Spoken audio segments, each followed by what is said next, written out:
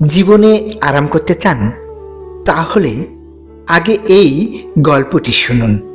লোকের চোখে খারাপ হতে গেলে খারাপ কাজ করার দরকার নেই, শুধু উচিত কথা বলবেন, মানুষের চোখে খারাপ হয়ে যাবেন। একটি ঈগল গাছের ডালে বসে আরাম করছিল। এমন সময় একটি ছোট খরগোশ ঈগলটিকে দেখে জিজ্ঞেস করলো, আমিও কি তোমার মতো কিছু না করে এভাবে বসে থাকতে পারি? ঈগল উত্তর দিল, অবশ্যই, কেন পারবে না। তারপর খরগোশটি মাটিতে এক জায়গায় বসে আরাম করতে লাগলো।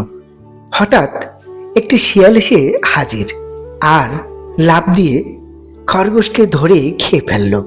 শিক্ষণীয় বিষয়, যদি কোনো কাজ না করে বসে বসে আরাম করতে চান, তাহলে আপনাকে অনেক উপরে থাকতে হবে।